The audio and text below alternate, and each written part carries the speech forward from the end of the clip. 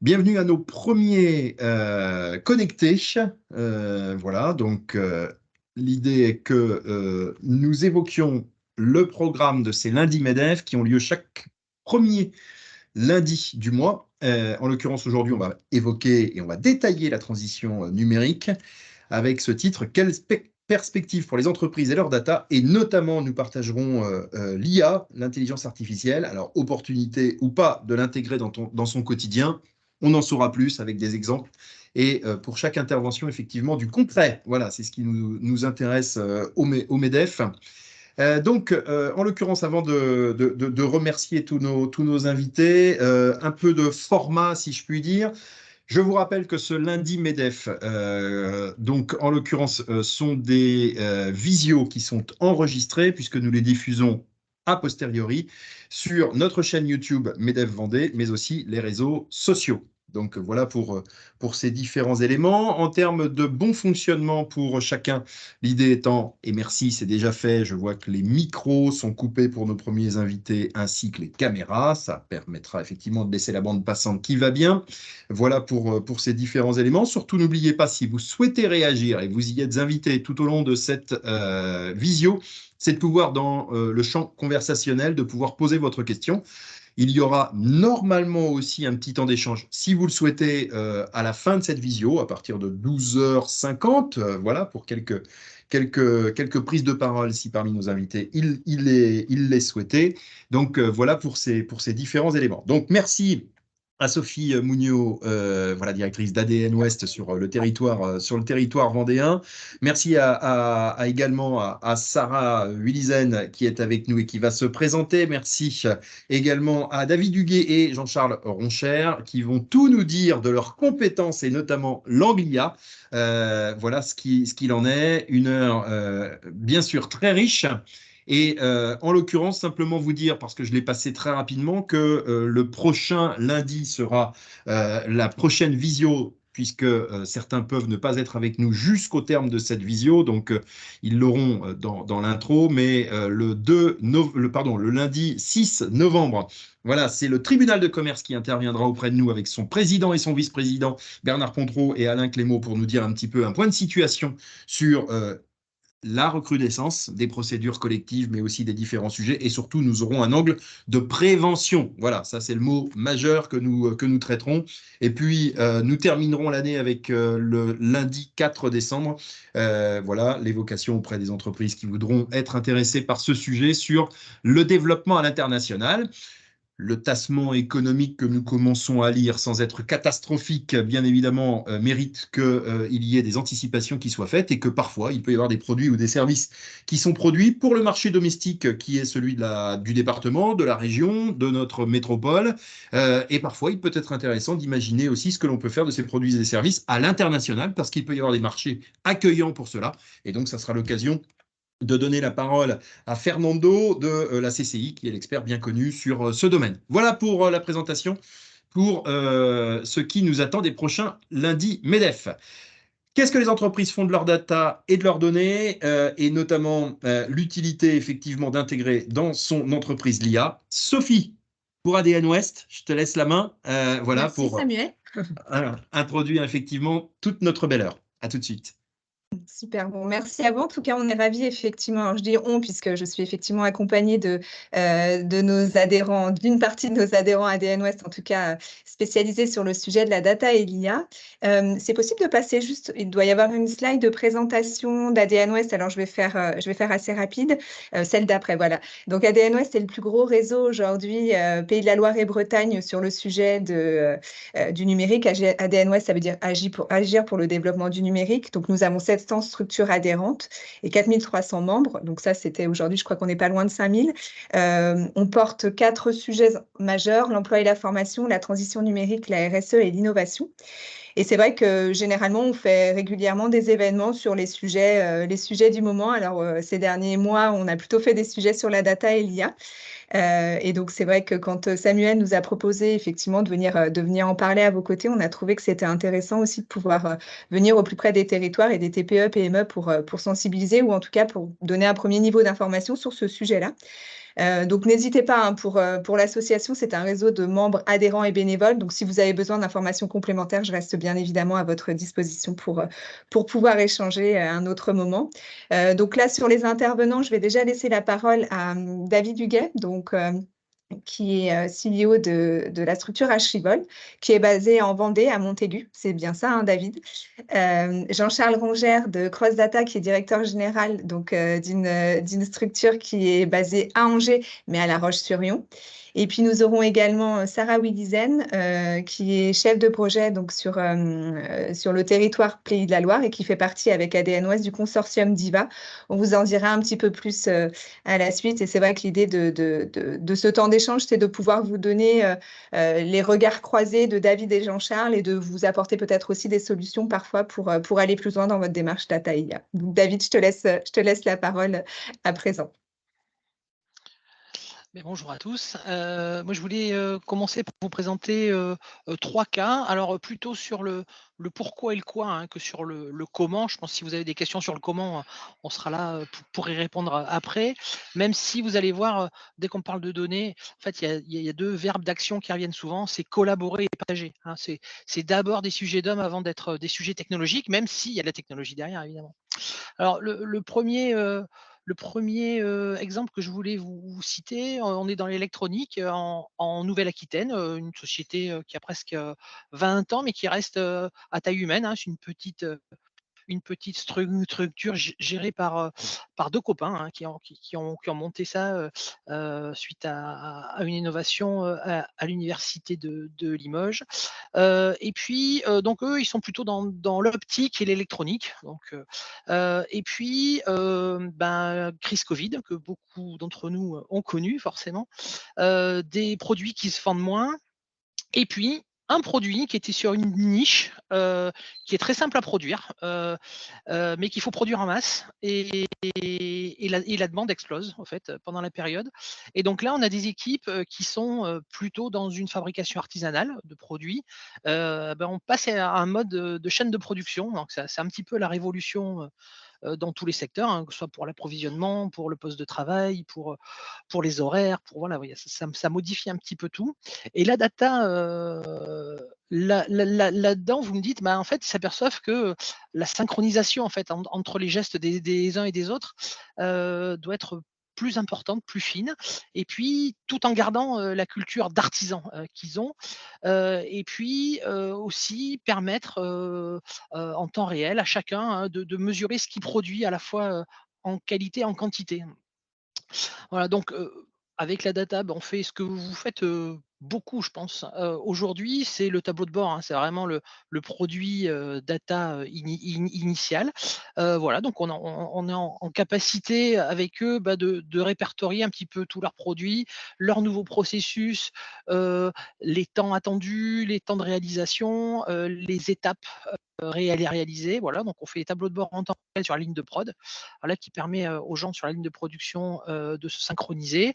À la journée pour le management, qui permet voilà, d'avoir un petit tableau OBEA qui permet de mesurer à la journée et d'améliorer en continu les actions des uns et des autres. Et puis, on a aussi permis de ressortir quelques nouveaux indicateurs utiles à la direction. Voilà. Donc le tableau de bord, l'outil basique, hein, de la donnée. Ce qu'on a vu, ce qui a beaucoup changé, c'est la posture des managers. Alors, on est sur une petite structure, hein, mais les niveaux de discussion en fait entre les gens qui sont sur la production et les managers ont vraiment changé, parce que les managers sont plus les seuls à disposer de l'information en fait. Ce que ça change de partager l'information via des tableaux de bord, c'est que tout le monde quelque part détient l'information, et les échanges, les partages sont beaucoup plus riches. Ouais. Il y a moins de contrôle, le manager contrôle moins, parce qu'il y a quelque part un autocontrôle fait entre les agents, mais il y a de plus en plus de recherche de solutions et de discussions autour d'indicateurs assez pointus. Et dans la période dans laquelle la société était avec un fort taux de turnover, ils se sont aperçus qu'en définitive, de donner vraiment le contrôle aux collaborateurs de ce qu'ils produisent a permis de réduire les départs voilà, qui sont inhérents à ce genre de production. Ça, c'est le premier exemple.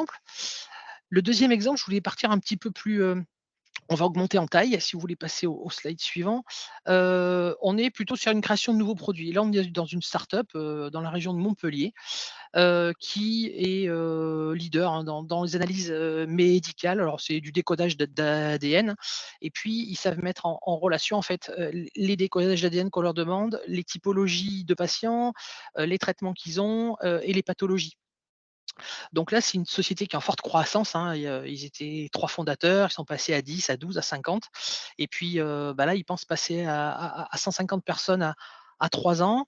La culture orale là fait plus du tout, l'affaire, hein, dès qu'on passe de 12 à 50. Déjà à 12, ils avaient des problèmes, alors à 50, voilà et puis ils s'aperçoivent que leurs produits, marchent très bien. Par contre, la concurrence est derrière et donc il faut toujours qu'ils soient innovants pour toujours avoir le coup d'avance et ces investissements-là coûtent de plus en plus cher, hein. Plus ils avancent dans la technologie, plus les petits pas, d'innovation, deviennent chers et là, ils se sont posé la question, mais les données qu'on a, si on les anonymise, si on réalise des calculs dessus, est-ce qu'il n'y aurait pas moyen de créer un nouveau produit? Et en effet, on s'est aperçu en regardant un petit peu leur patrimoine de données que, les laboratoires pouvaient être, intéressés, pour connaître, grosso modo, quel profil de patient avec des choses assez fines, hein, autour, du séquençage ADN, voire, et puis des pathologies, que pouvaient donner, les traitements, voilà. Parce que les laboratoires, en fait, ils ont beaucoup de données, lorsqu'ils font des tests cliniques, donc en amont, mais par contre en aval, ils ont assez peu de données et donc voilà, permettre aux laboratoires de comprendre comment, les médicaments qu'ils produisent, peuvent agir sur certains types de patients, sur certaines pathologies était très, très intéressant et donc aujourd'hui, ben, ce nouveau produit quelque part, il permet de financer les avancées du premier produit qui était phare, dans l'entreprise et qui demandait, voilà des investissements, assez importants, ce qui a permis à l'entreprise, voilà, de pouvoir investir, par elle-même et de moins avoir recours, au marché. Parce que vous savez que chez les startups, le recours au marché, divers et variés, sont fréquents et toujours un peu risqués, donc pouvoir avoir des fonds propres pour investir, est toujours sécurisant, y compris pour des investisseurs, je dirais plus classiques que des fonds de pension. Le troisième, voilà, alors on est sur une société qui est encore plus, importante, hein, donc là on va atteindre le milliard de chiffre d'affaires dans pas très longtemps, plus ancienne aussi. Puis c'est une coopérative, pharmaceutique dédiée aux animaux et là ils s'aperçoivent que, on est sur, des catalogues produits qui sont quelque part un petit peu classiques et puis tous les ans on remet, les mêmes produits. Or, on s'aperçoit aussi que, je ne sais pas si vous êtes allé chez votre vétérinaire, récemment, c'est qu'on a beaucoup quand on va chez son vétérinaire, il y a beaucoup de produits, autres, qui sont proposés, des produits de confort, des accessoires. Voilà et on s'est aperçu en regardant, les chiffres, de vente chez, les vétérinaires, les expertises clients. Donc on a donc les cabinets vétérinaires sont intervenus, dans la réflexion, tout ce qui était sur les produits, y compris avec les partenaires, donc les fournisseurs, les personnes de la logistique que vous voyez en photo, qui étaient très contents d'ailleurs,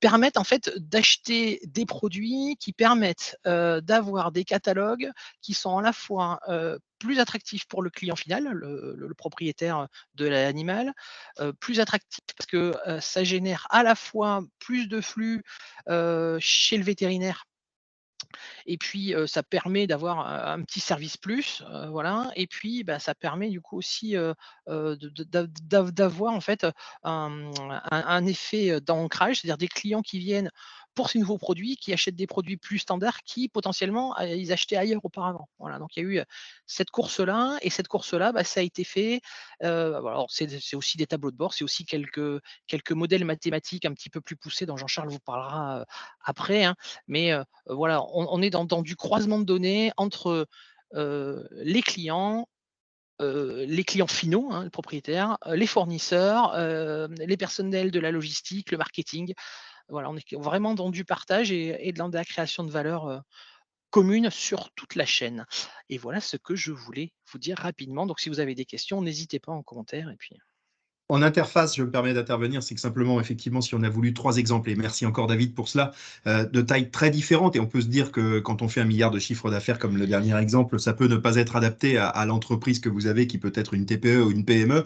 Je rappelle quand même, et les choses sont claires, c'est que toutes les inspirations sont bonnes, même celles traitées bien évidemment par les grandes structures, bien sûr, qui sont aussi nos adhérents, mais pas que. Hein, je rappelle que 85% de nos adhérents au MEDEF Vendée, et d'ailleurs c'est en relation directe avec ce qui se passe aussi au niveau national. 85% de nos adhérents comptent moins de 50 collaborateurs. Donc le chiffre d'affaires est aussi celui-ci. Mais inspirons-nous tous de tous, inspirons-nous de tous et de toutes les pratiques qui peuvent être, parce que chacun a la capacité de pouvoir intégrer effectivement ces process, ces évolutions technologiques et donc la gestion de ces data, quels qu'ils soient. Le but étant bien évidemment d'affiner ses tableaux de bord, d'affiner sa stratégie, parce que finalement, c'est bien le sens recherché par tous. Voilà pour la transition, Jean-Charles. Mais c'était une précision que je souhaitais bien faire en se disant de temps en temps, ah bah oui, mais ça ne nous concerne pas. Si, ça nous concerne tous à partir du moment où on se pose sur les sujets. Et les acteurs que vous avez et qui interviennent aujourd'hui, justement, peuvent y répondre et peuvent vous accompagner dans ces bonnes solutions. Jean-Charles, bienvenue. Oui, merci Samuel. Du coup, vous devez voir ma présentation. J'ai repris la main, Samuel, hein, pour pouvoir dérouler les slides et respecter le timing. Alors, j'ai essayé de trouver des exemples de nous, ce qu'on fait plutôt sur des structures de plus petite taille. Aujourd'hui, donc Cross Data. Alors, hop, on a mené plus de 80 projets d'IA depuis 2019, que ce soit avec des grosses structures comme Michelin et des structures que vous connaissez mieux comme HydroKit, par exemple. Je voulais juste faire un petit mot d'introduction sur l'IA générative. Il y a une étude qui a été menée récemment et elle dit deux choses que moi j'aimerais que vous reteniez aujourd'hui. C'est que 68% des Français qui l'utilisent dans le cadre de leur entreprise ne le disent pas à leur supérieur hiérarchique, ce qui montre bien qu'il y a un peu une peur en fait autour de ces sujets. Si je montre que je l'utilise, alors soit on va m'en demander plus, soit on va essayer de me remplacer. Donc il y a un vrai travail d'éducation auprès de vos équipes. Et le suivant, c'est que 45% des utilisateurs sont des 18-24 ans, ce qui veut dire qu'en fait, ces technologies, elles sont prises en main par les jeunes et qu'elles vont venir en fait percuter vos méthodes de travail au quotidien dès qu'ils rentreront dans le monde du travail, si ce n'est pas déjà le cas. Pour vous donner un exemple, nous, on travaille avec ChatGPT, hein, pour ne pas le nommer. On s'interface avec leur API et aujourd'hui, pour un de nos clients dans le métier de répondre à des avis clients, donc c'est une société qui est basée dans la région. J'ai pas le droit de vous en dire plus. Tout ce que je peux vous dire, c'est une société de moins de 10 personnes. Quand on a commencé à travailler avec eux il y a 2 ans, le projet pour la réponse automatisée à des avis clients, il avait été évalué à un coût de 300 000 euros. Et aujourd'hui, grâce à ChatGPT, le coût a été pour eux de 30 000 euros et il y a un abonnement de 2 500 euros par an. Et ça permet de répondre à 80% des avis clients de manière automatisée, là où il y a 2 ans, on arrivait péniblement à 40%. Donc une chose à retenir, c'est qu'il y a plein de nouveaux outils dont vous devez vous emparer pour avancer. Je vais vous donner aussi quelques clés pour un projet d'IA réussi. Nous, c'est l'expérience, hein, qui nous fait dire ça. C'est un peu soit les problèmes qu'on a rencontrés, les solutions qu'on a trouvées en face, ou alors des sujets que vous verrez. Aujourd'hui, on remarque que 50% des projets échouent, c'est-à-dire que tout le monde veut faire de l'IA et de la data, mais il y a des projets qui échouent. Et ça s'explique de plusieurs manières. Tout d'abord, on remarque une première chose, c'est lorsque vous voulez lancer un projet d'IA, il doit répondre à un problème opérationnel, par exemple de service après-vente, comme on l'a vu là dans mon exemple précédent, de production d'un service. On voit aussi qu'il doit être stratégique, il doit répondre à un objectif de l'entreprise à long terme. Si votre métier change, et vous posez la question du coup de est-ce que je vais pouvoir impacter dessus. Donc nous, on se rend compte qu'un projet qui n'est ni stratégique ni opérationnel n'a pas de moyens, qu'un projet qui est uniquement porté par la direction, c'est-à-dire qui n'a pas inclus les collaborateurs dès le début, va nécessiter beaucoup de gestion du changement.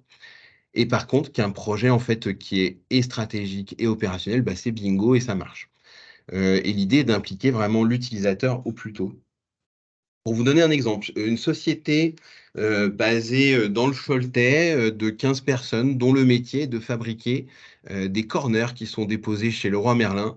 Et les corners, en fait, pour faire des doubles de clés. Donc là, vous voyez quelqu'un en train de faire un double de clés et derrière, vous avez les clés. Donc leur métier, c'est de fabriquer ça.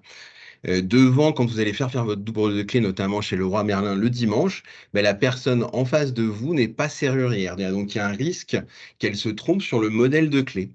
Pour vous donner une idée, en France, les modèles de clés pour les portes standards, c'est environ 235 modèles. Et il y a plusieurs modèles de clés qui ont le même recto, mais pas le même verso, qui ont une longueur différente, mais le même recto et le même verso, qu'elles soient plus courtes ou plus longues. Donc, pour un recto, on peut avoir 4 modèles de clés. Donc, la personne qui est en train de faire votre double fait probablement des erreurs. Et le problème, c'est que pour notre client, en fait, quand la personne qui est en train de regarder cette clé, elle ne sait pas, ce qu'elle fait, elle prend une photo, pose la clé dans sa main, prend une photo et envoie un SMS à mon client.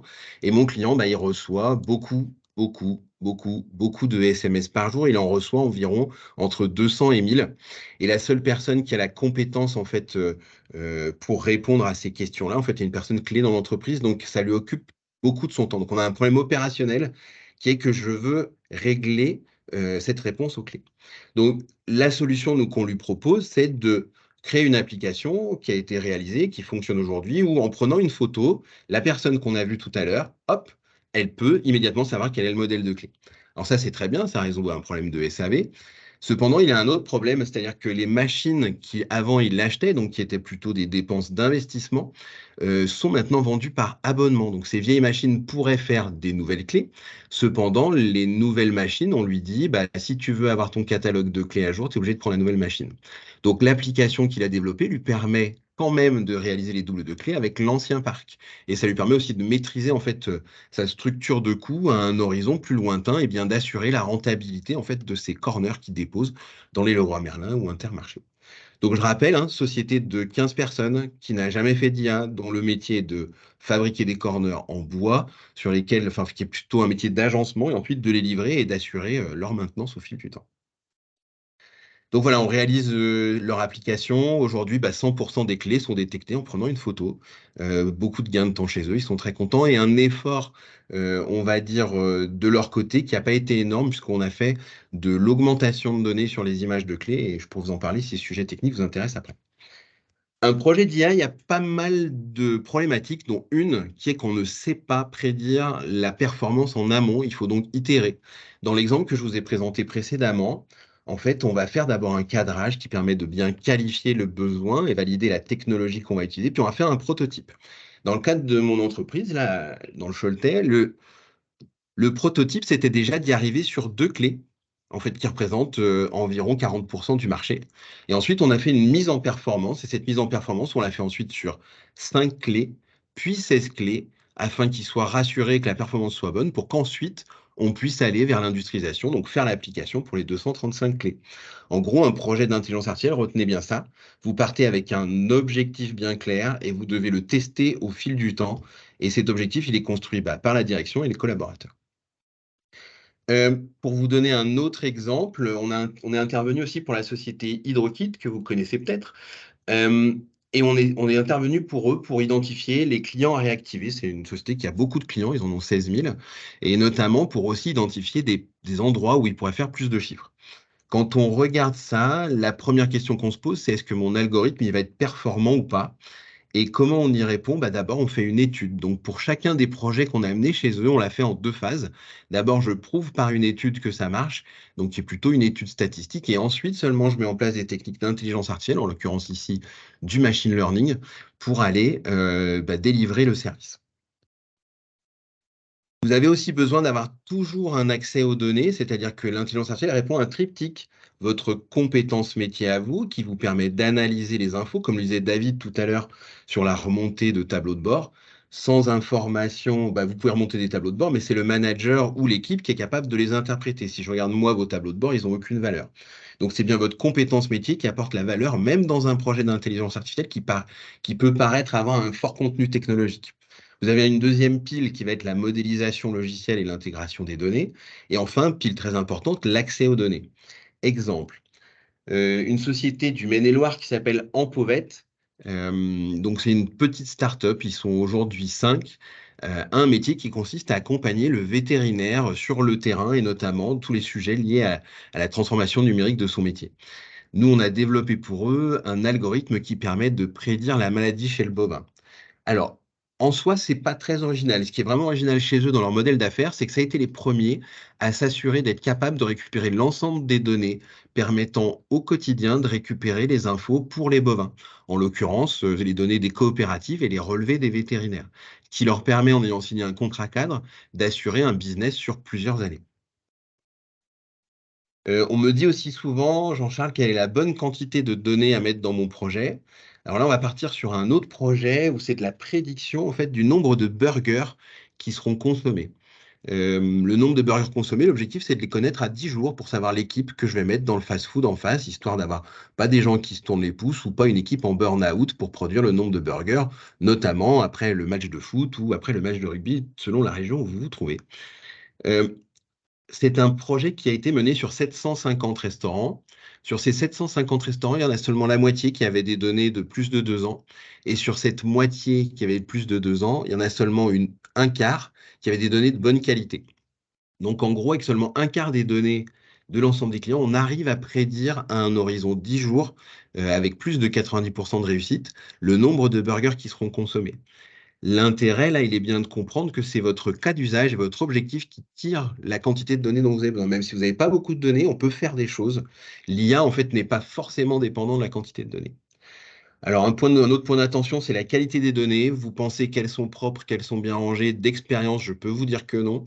On sous-estime souvent le temps de nettoyage. En l'occurrence, ici, dans mon cas pour l'entreprise avec les clés, il y a un modèle pour lequel ça marchait pas. On fait tout, on travaille, on est content, on arrive, 234 modèles qui fonctionnent, 235e qui fonctionnent pas. En fait, dans le jeu de données initial qu'on nous avait donné, il y avait une clé qui, au lieu d'être 30 modèles de clés différents dont on avait besoin pour tester, c'était la même clé mais prise à des endroits différents. Or, cette clé avait une rayure.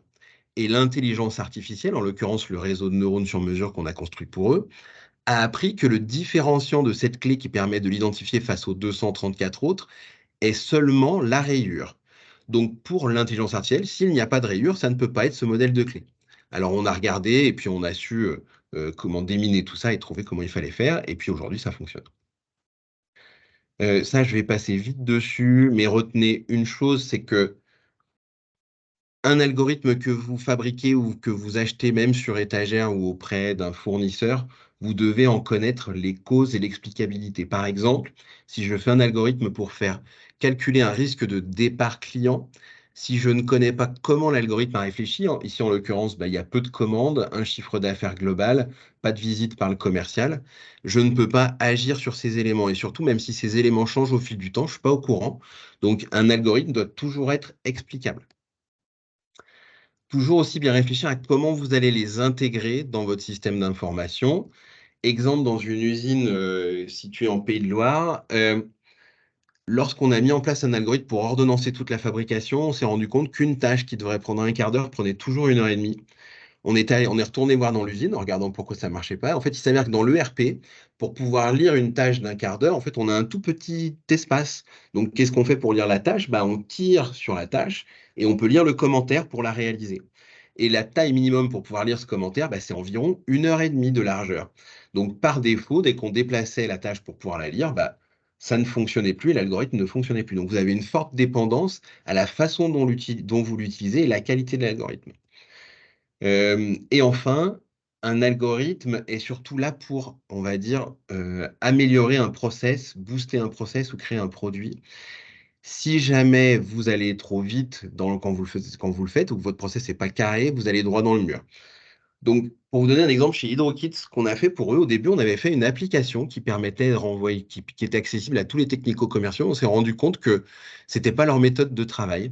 Donc, aujourd'hui, les technico-commerciaux, pour savoir quels sont les clients qui doivent réactiver dans le mois, ils reçoivent un email chaque début de semaine ou chaque début de mois, selon les commerciaux, pour prendre les bonnes actions. Ils n'ont pas besoin d'un nouvel outil, ils ont juste besoin d'une nouvelle information utile dans leur cadre quotidien.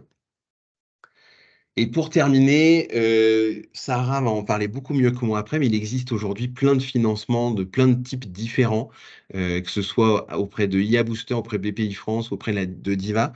En gros, l'État et les régions mettent énormément de choses en place pour vous, entreprise, et souvent avec, on va dire, des taux de subvention, et je dis bien subvention, je ne parle pas d'avance remboursable, qui montent jusqu'à 80%, notamment pour BPI France.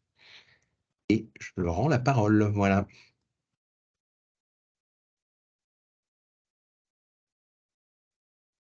Ah, j'ai Merci endormi tout Jean-Charles. le monde. Non, non, c'est bon, on te suit. Tout va bien. Du coup, peut-être reprendre le partage, Stéphanie, si vous avez peut-être la possibilité. Alors, il y a peut-être des questions, pour certains d'entre vous, n'hésitez pas, hein. L'objectif aussi, c'est que, de ce format, on avait pas mal de slides et pas mal d'échanges, mais de ce format aussi, c'est peut-être que si certains ont des questions, n'hésitez pas en tout cas à intervenir. C'est le moment. Il y aura un temps, je crois aussi, à la fin. Sinon si Tu Stéphanie peut peux, repartager l'écran. ouais, tu peux prendre, Sophie, la suite. Alors moi, j'ai pas le document ouvert de mon côté, si vous Je vais l'avez. le prendre si tu veux, comme c'est Super, moi qui vais prendre merci. le relais. Et puis comme ça, Sarah va pouvoir, Eh ben, dans ce cas-là, effectivement. Sarah Merci. a-t-elle le fichier? Oui, je l'ai Parce qu'on a dû ouvert. changer de PC, donc voilà pourquoi, effectivement. Alors, attendez, tac, tac, il est où? Est-ce que vous voyez mon écran correctement? On va pouvoir faire ce qu'il faut. Non, partager, c'est pas ça que je veux faire. Et hop. Donc, on est rendu. Hop. Vous voyez mon écran correctement là, hein? Ouais, désolé, hein. On a eu un D'accord. petit... Voilà. Ça marche. Alors, par contre, voilà.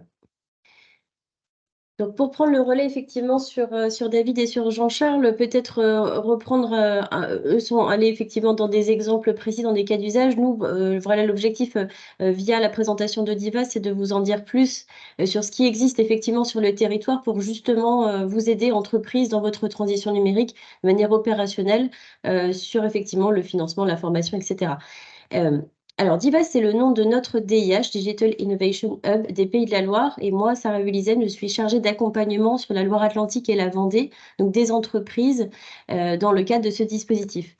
Ce dispositif, donc, c'est un dispositif qui est régional et qui est cofinancé par la Commission européenne, qui rassemble différentes entités donc, au sein d'un consortium. Vous avez les différents logos qui sont affichés. Donc en gros, ce sont des entités exclusivement publiques, hein. Ce sont les laboratoires de recherche de la région, les pôles de compétitivité.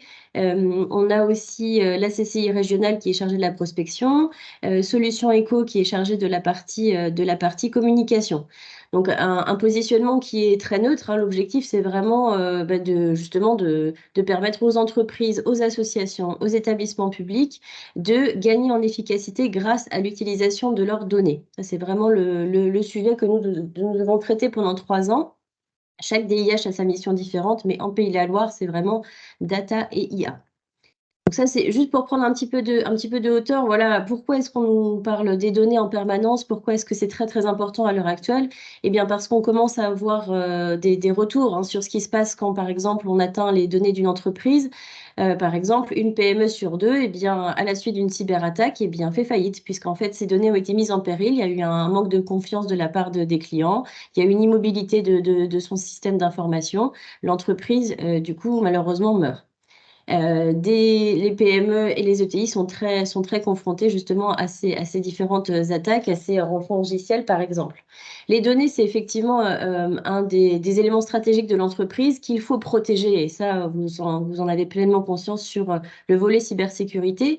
Mais la donnée, quelle qu'elle soit, et Jean-Charles en a parlé tout à l'heure, parce que ça peut être un peu tout et n'importe quoi, elle peut être complète, incomplète, elle peut être des tableaux Excel, ça peut être des sons, etc. Cette donnée, elle doit tout à fait être valorisée, exploitée au sein de l'entreprise, sous réserve évidemment qu'il y ait une problématique à résoudre. Puisque utiliser la donnée pour utiliser la donnée, ça n'a pas de sens. Effectivement, comme le disait Jean-Charles, il faut bien qu'il y ait un objectif derrière, une problématique à résoudre. L'entreprise, par exemple, qui vient nous voir en nous disant, bien, moi, je réfléchis à automatiser une partie de ma prospection, ou alors j'ai besoin de mettre en place des petits robots pour classer automatiquement les mails pour que mes collaborateurs gagnent du temps. J'ai envie, moi, en tant qu'industriel, de mettre en place des moteurs de maintenance prédictive parce que je m'aperçois que ça me coûte trop cher et que je rate des pannes. Est-ce que vous pouvez m'aider? C'est vraiment ces sujets-là que nous, on va pouvoir accompagner dans le cadre de DIVA. Les difficultés, et ça, ces messieurs en ont parlé évidemment tout à l'heure, le blocage que rebuter un petit peu un chef d'entreprise ou alors des entreprises, des filiales au sein d'une entreprise pour se mettre sur ces projets de data et d'IA, ça peut être des freins psychologiques en interne, ça peut être aussi de se dire mais moi j'ai pas le budget pour faire ça. Je ne saurais pas à qui faire confiance, je ne connais pas l'écosystème, je ne suis pas sûre d'avoir les bonnes données, je ne suis pas sûre d'avoir une bonne problématique à résoudre. Ça peut être du coup ça souvent qui bloque les entreprises. Et c'est pour ça que Diva à mon sens, a un intérêt, c'est que comme on est sur un partenaire public avec un positionnement neutre, ça peut permettre justement ensemble de prendre calmement le sujet et de regarder ensemble. Et comment nous fonctionnons? D'abord, il y a une première étape vraiment d'orientation, c'est-à-dire que tous les professionnels de la région peuvent nous contacter parce qu'ils ont tous des problématiques différents, tous des niveaux de maturité technologique différents, ils travaillent dans des secteurs d'activité différents. Et là-dessus, c'est peut-être déjà y voir plus clair sur qu'est-ce que je peux faire, comment, avec qui. Une fois que l'entreprise vraiment a conscience des viviers de données qu'elle a chez elle, elle a identifié une ou plusieurs problématiques et elle souhaite crocher du coup ces problématiques et accélérer sa transition numérique sur la valorisation de ces données, nous on va qualifier avec elle du coup tout cela et on va mettre en place ce qu'on appelle un plan d'action. Et après, de manière tout à fait opérationnelle, dans un troisième temps, on va pouvoir activer en fait ce plan d'action avec différentes offres services Diva que nous proposons, ou alors, si nous ne pouvons pas faire, évidemment, mettre en relation avec des entreprises, des solutionneurs pour aider en fait à régler cette problématique. Là, c'est juste pour vous présenter donc très rapidement les offres de services qui existent dans le cadre du dispositif Diva.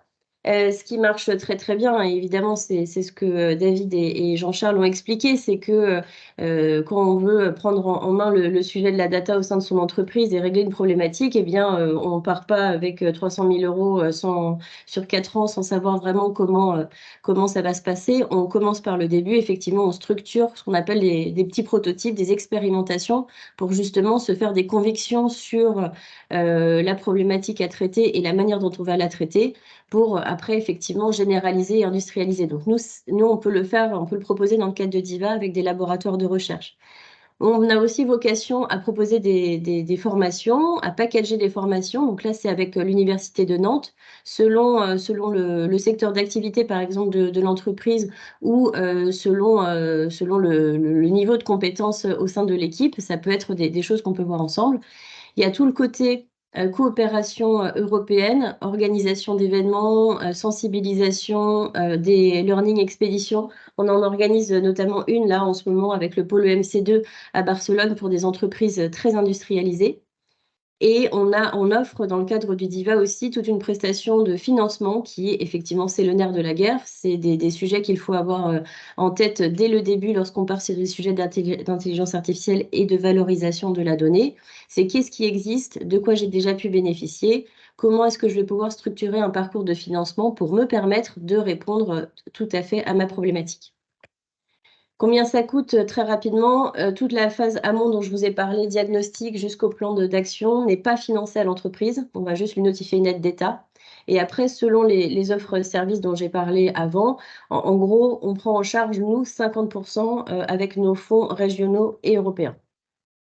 Là, je vous ai mis quelques exemples d'entreprises que nous accompagnons sur des sujets du coup tout à fait différents. Donc, Terre Ferme, un agriculteur qui a une problématique évidemment de gestion de tous les intrants, de gestion de l'eau, de la gestion de ses parcelles, sur le côté je connais mes parcelles, je sais quel type de culture j'ai besoin, ce que je veux en faire et je veux piloter mieux mon activité. Est-ce que je peux le faire grâce à l'intelligence artificielle?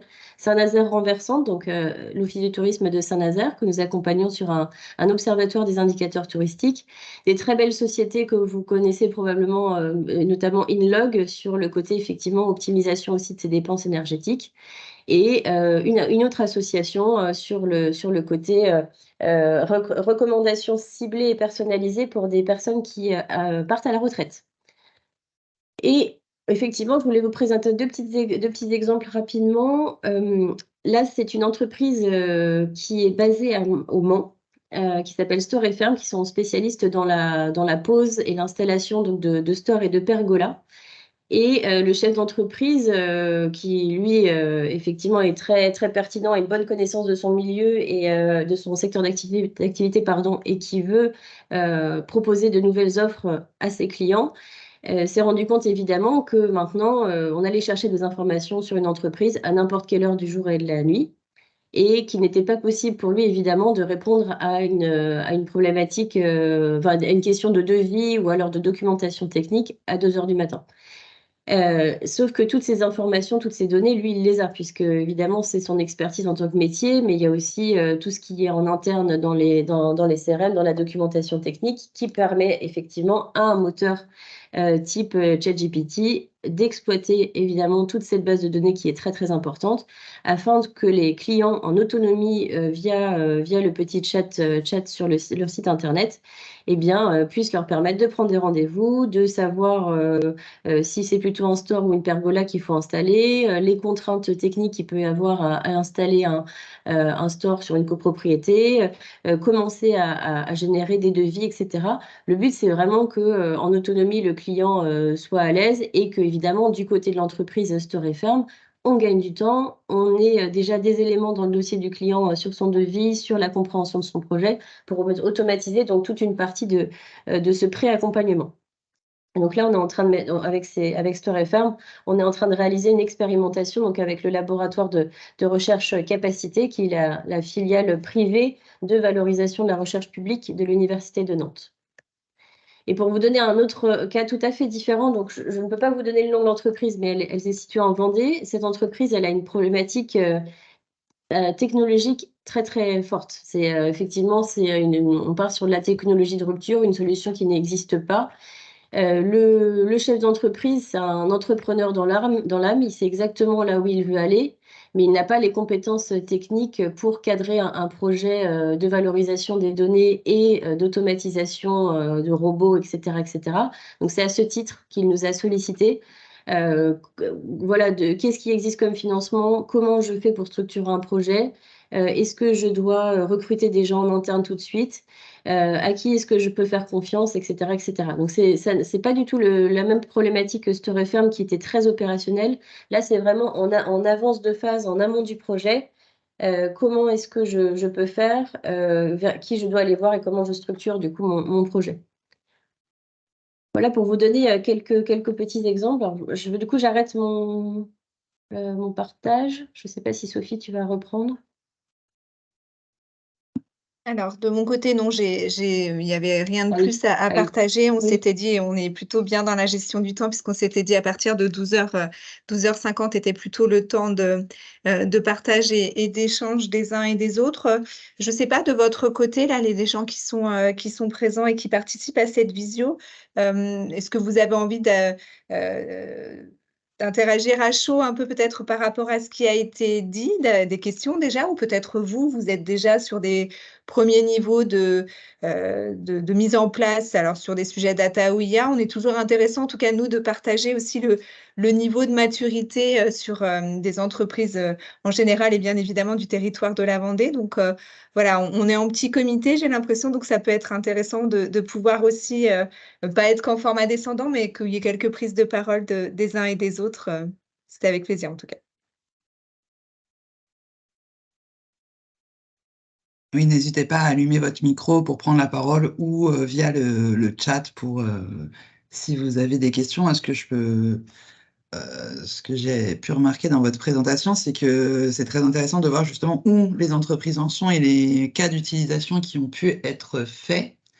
Et on parle aussi parfois justement beaucoup de la législation autour de l'utilisation de l'IA générative. Et du coup, qu'est-ce qu'on peut en faire? Alors, j'ai quelques éléments, si vous voulez, Jean-Charles. Oui, si tu veux. Moi, j'ai 2 phrases à dire, puis je vous laisse compléter. Nous, on a remarqué chez nos clients que les grosses structures ont arrêté l'utilisation de l'IA générative non maîtrisée, à savoir elles ne veulent pas que leurs données disparaissent chez OpenAI aux États-Unis, et elles se posent toute la question de mettre en place ce même type de solution, qu'elle soit pour la génération du texte ou la génération d'images en interne, pour des enjeux de souveraineté principalement, et puis pas d'envoyer ces données partout n'importe comment. Pour les plus petites structures qui ont des données moins critiques, ce qui est intéressant, c'est que ça leur fait faire des vrais gains d'efficacité, toujours pour les solutions d'IA générative, mais les solutions d'IA en général. Et pareil, vous avez toujours un arbitrage, sécurité des données versus bénéfice reçu du service, comme vous le feriez avec votre CRM. Est-ce que j'ai un CRM en ligne ou est-ce que j'ai un truc installé sur des serveurs chez moi ou dans un environnement maîtrisé par un tiers que je connais? Enfin, voilà, ce sera un peu ça. Et sur la législation, à terme, vous avez les AI Act qui va rentrer en vigueur dans 2 ans, avec des gros sujets. Quand vous utilisez des algorithmes, vous devez prouver qu'ils n'ont pas trop de biais et que quelqu'un peut le regarder. Il y a des sociétés qui sont spécialisées pour faire ce genre d'audit. Voilà. D'accord. Mmh. Oui, c'est ça. Aujourd'hui, en fait, donc en France, il n'y a pas de loi précisément, mais dans tous les sujets où il n'y a pas de loi, en définitive, c'est la jurisprudence qui fait office de loi, et les actualités sont assez fournies. Mais on voit effectivement, comme le disait Jean-Charles, la principale, une des principales obligations qui nous attend, c'est l'explicabilité. Voilà, pouvoir dire, dans 30 des cas, si j'ai ceci, cela, voilà, ça donnera ça. Voilà, une espèce, mais le cadre est mal connu encore, hein, mais voilà, autant, en fait, ça va ressembler quelque part, je pense, à RGPD, hein, où on va devoir prouver qu'on fait bien les choses. Là, ça va être la même chose, mais aussi, comme le disait Jean-Charles, une bonne étude de risque, très classique, en prenant en compte, la spécificité de ces outils-là, c'est le bon début, quoi. Merci. Et j'avais une autre question plus concernant justement les données. Et alors, bon, nous, on est loin de croire que justement nos données sont bien rangées et propres, mais justement, comment et par où commencer? Puisque quelque part, on a tous de la donnée dans nos CRM, que ce soit même dans nos fichiers Excel, pour les ranger et la qualifier. Et quelles sont les questions peut-être à se poser en premier pour essayer de lui donner la valeur qu'il le faut selon nos objectifs? Jean-Charles, tu veux Non, vas-y, David, c'est plus faire un ton domaine, je t'en prie. Alors, ce qu'on voit, ce qui fonctionne, c'est effectivement, de se poser des questions déjà, est-ce qu'on a une vraie stratégie pour l'entreprise? Parce que parfois, on n'a pas de vraie stratégie parce qu'en définitive, le business roule, un peu tout seul, et puis c'est très bien, et puis on produit de la valeur et voilà. Mais est-ce qu'on a, une transformation en cours? Ce genre de choses-là, donc prendre tout ce qui est, je dirais entrant, stratégique. De ces entrants stratégiques, essayer de traduire ce que l'utilisation des données que vous avez, ce à quoi, elle peut vous aider et où ça peut vous aider. Donc là, il y a des ateliers, je sais que Jean-Charles, aussi, met en œuvre, hein, pour identifier les bons use cases, mais collectivement, hein, avec des sachants et puis avec, vos experts, business, experts techniques, voilà. On identifie ça, et puis ensuite, ce qu'on va essayer de faire, c'est, sur un petit périmètre, un premier périmètre, on va essayer de cartographier les données dont vous avez besoin, qui sont chez vous, potentiellement les données qui peuvent être à l'extérieur. On a des fournisseurs de données, qui peuvent être très pertinents, sur plein de domaines, hein. Il y a des gens qui vendent des données, sur plein de domaines. Il y a aussi de l'open data, voilà. On cartographie tout ça. Avec la première petite équipe, on sort un premier outil, et puis petit à petit, on va faire un, 2 projets, et puis le coup d'après, on fera 2, 3 projets, et petit à petit, voilà, on va, essaimer dans toute, l'entreprise cette meilleure utilisation des données. Mais donc partez d'un enjeu stratégique, un premier sujet, faites les choses bien. Donc c'est une cartographie, et une cartographie, pour répondre, on commence déjà par, se poser la question: «Qu'est-ce qu'on veut cartographier?» Parce que suivant les domaines, on ne va pas vouloir cartographier la même chose. Voilà, donc qu'est-ce que je veux recueillir comme information? Et voilà, puis après on itère projet par projet.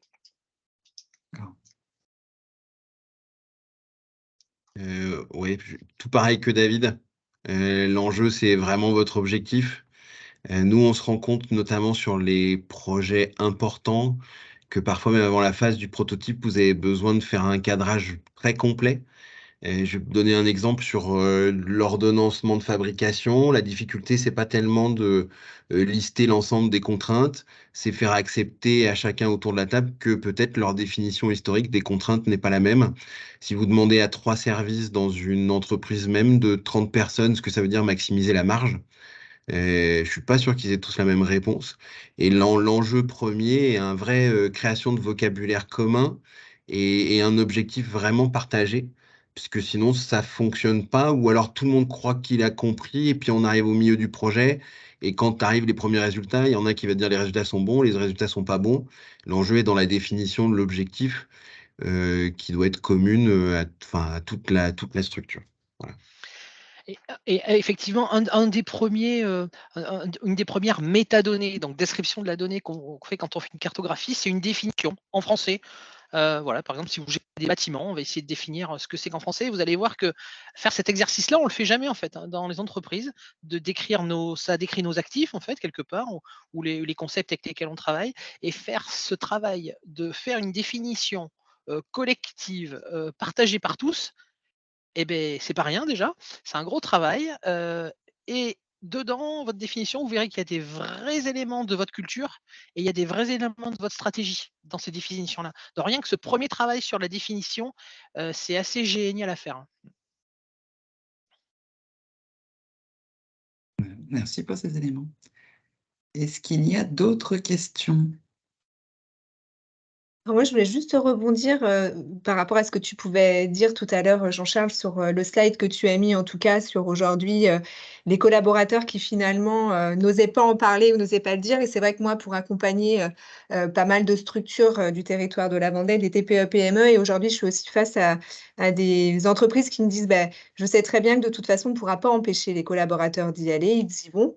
Mais finalement, comment moi je fais pour les sensibiliser et les acculturer?» C'est vrai qu'il y a pas mal de sujets là ces derniers temps aussi, de se dire: «Ben, moi je suis pas encore prêt à y aller, je vais attendre un peu, mais par contre, je dois sensibiliser et acculturer parce que j'ai pas envie que toutes mes données, elles soient mises sur du ChatGPT ou d'autres outils». Et c'est vrai que je pense qu'il y a un espèce encore, comme moi je trouve que c'est un peu le modèle au début des cyberattaques, où on n'osait pas trop en parler, où ça se passait, mais finalement on savait, et il a suffi que quelques personnes puissent en parler, ou en tout cas ouvrent la parole sur ça. Et c'est vrai que je pense qu'il faut que l'on continue et qu'on se dise: «Ah, même si ce sujet de data IA, c'est pas mon sujet», je pense qu'il faut quand même vraiment le prendre en considération, parce que si nous on n'y va pas, ou si les entreprises n'y vont pas, les collaborateurs, j'ai l'impression quand même que malgré tout, elles y vont, on le sait pas toujours. Donc, faut quand même avoir prudence et y faire attention par rapport à l'appropriation sur ces outils.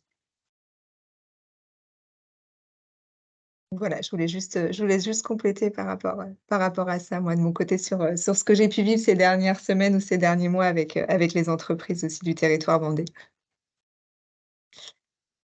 Bon, bah, écoutez, on va même réussir, je pense, sauf s'il y a des questions, mais finalement, j'ai l'impression que les participants sont assez sages. Vous avez été, parfaits comme d'habitude, mais dans tous les cas, voilà, nous, de notre côté, je pense que c'est terminé sur ce sujet. Bah, écoutez, je vous remercie pour la clarté de vos explications et toutes ces informations aussi qui ont certainement pu éclairer nos participants.